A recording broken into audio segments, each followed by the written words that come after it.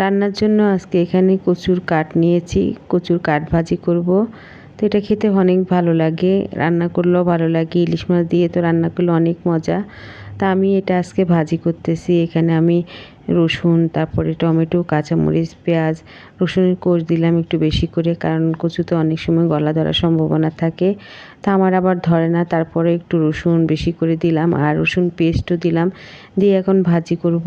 আর এখানে আমি সব মশলা দিয়ে ভালো করে ভেজে হলুদের গুঁড়ো, মরিচের গুঁড়ো, জিরে ধনিয়া, স্বাদ মতো লবণ, তারপরে হচ্ছে কচুটা দিয়ে নারকেল দিব। আগে কচুটা ভালো করে ভেজে নিব, তারপর নারকেল পেস্ট দিব।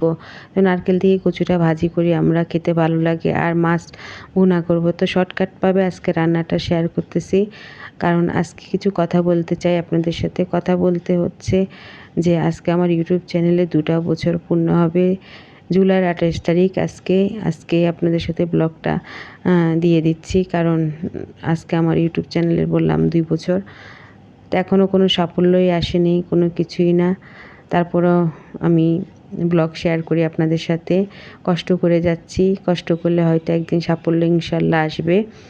তো মাঝখানেও অনেকটা দিন আমি ব্লগ দিই, রোজার মধ্যে দিলে হয়তো এতদিনে আমার অনেকগুলা ব্লগ হতো।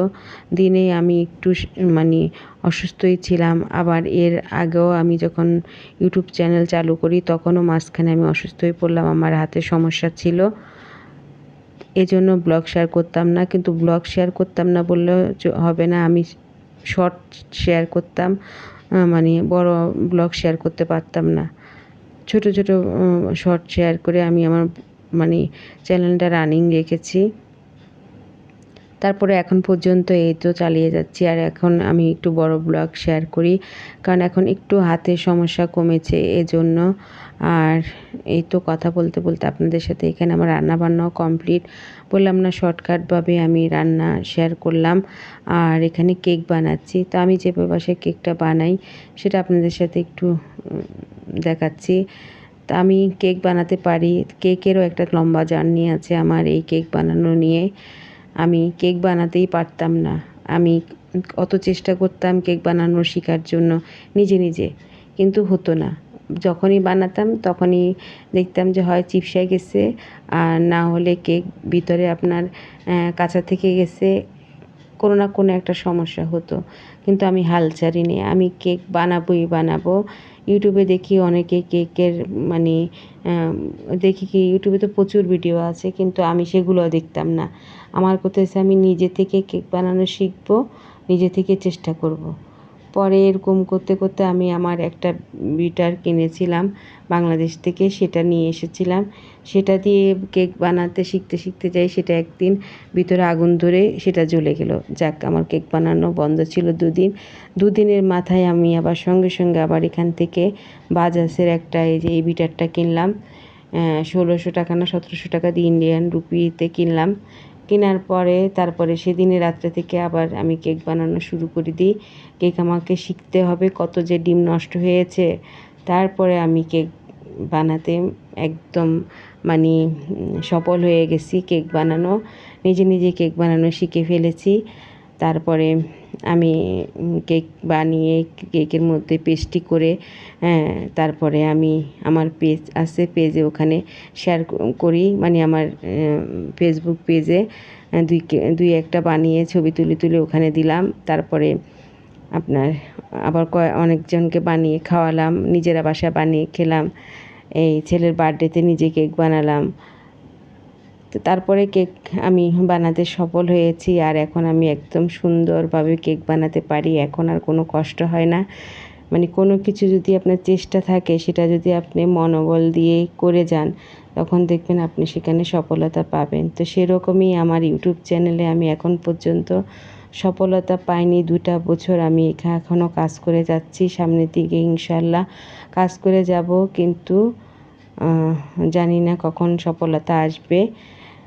এই আর সবচেয়ে বড় কথা হয়েছে, আমরা তো সামনে আসি, কাজ করি না। সামনে এসে হয়তো কাজ করলে হয়তো অনেক আগেই সফলতা চলে আসতো। তো যাক, কি আর করা, ইউটিউবে এমন কোনো যে ধরাবাধা নেই, সামনে এসেই কাজ করে চেহারা দেখিয়ে যে কাজ করতে হবে তা না। যারা না দেখেও ইউটিউবে অনেকেই সফল হয়েছেন। তো একদিন হয়তো ইনশাল্লাহ হব। সেরকম ধৈর্য নিয়েই কাজ করে যাচ্ছি।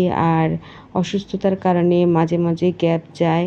তারপরে আমি নিজে একটু অনেক অসুস্থ, তাই ভুগি। এই কারণে আমি অনেক সময় মানে ব্লগ শেয়ার করতে পারি না, হয়তো শর্ট ব্লগগুলা দিই।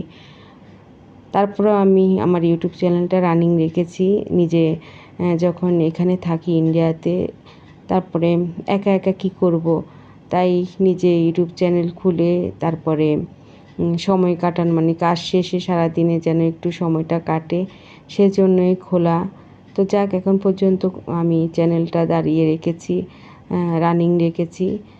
তো হয়তো আপনাদের জানি না কতটুকু আপনাদের ভালো লাগতেছে। তো আপনারা আমার পাশে থাকবেন, সাপোর্ট করবেন। হয়তো আমরা সামনে এসে কাজ করি না, কিন্তু যেভাবে পরিশ্রম করে ভিডিওটা করি সেটার হয়তো আপনারা সাপোর্ট করলে হয়তো এগিয়ে যাব। হয়তো শর্টকাট ভিডিওটা দেখেন আপনারা, কিন্তু এই ভিডিও করতে কিন্তু অনেকটা পরিশ্রম করতে হয়, অনেকটা সময় দিতে হয়। যতক্ষণে আমি ভিডিওটা করব ততক্ষণে হয়তো দেখি আমি একটা কাজ শেষ করতে পারবো বা একটা রান্না শেষ করে ফেলতে পারবো। সেখানে আমার 1 ঘন্টা বেশি লাগে একটা ভিডিও করতে। হয়তো 1 ঘন্টায় আমি রান্না শেষ করবো, সেখানে আমার 2 ঘন্টা লেগে যাচ্ছে। তারপরেও ব্লগ শেয়ার করি। বাসায় তো রান্নাবান্না করতেই হয়, তো সেটা যদি আপনাদের সাথে শেয়ার করি তাহলে ক্ষতি কী? তো সেজন্যই আপনাদের সাথে শেয়ার করা, নিজেরও একটা চ্যানেল দাঁড়ানো, তারপরে কাজের মধ্যে থাকা। যাক, ব্যস্ত আছি, ভালো লাগতেছে। এই তো। তো কথা বলতে বলতে কেকটাও বানিয়ে ফেললাম। এখানে বেটারটাও রেডি হয়ে গেছে। তো এখন কেকের জন্য এখানে বেটারটা রেডি করে কেকটা বসিয়ে দিব। তো কেক বসানোর আগে আমি 5 মিনিট আগে চুলার কড়াইটা বসিয়ে একটু গরম করে নিচ্ছি। আর 5 মিনিট কেকটা দিয়ে 5 মিনিট জোরে আগুন দিয়ে কেকটা জাল করে নিব। তারপরে আপনার একটু জাল কমিয়ে দিব। তো বাস, আমার কেকটা হয়ে যাবে। তো দেখেন, কেকটা খুব সুন্দর হয়েছে, দেখতেও খুব ভালো হয়েছে। তো আশা রাখি ভালো লাগবে আপনাদের। আর পেস্ট্রি করব না, কারণ বাসায় পেস্ট্রি করলে কেকটা কি খেতে চায় না, এমনিই খাবে সবাই কেটে কেটে। এখান থেকে বিদায় নিই। ভুল ত্রুটি হলে ক্ষমা সুন্দর দৃষ্টিতে দেখবেন, আর দোয়া করবেন যেন জীবনে সাফল্য আসে, কষ্টের যেন ফলটা আমি পাই। তারপরে এই তো এখানে কেকটা বসায় দিলাম। তো জালটা 5 মিনিট একটু বাড়িয়ে রেখেছি, তারপরে কমিয়ে দিব। আর এই তো ঢাকনাটা দিয়ে দিচ্ছি। তারপর আমার কেকটা রেডি হয়ে গেছে। দেখেন কত সুন্দর কেক বানালাম। আল্লাহ হাফেজ।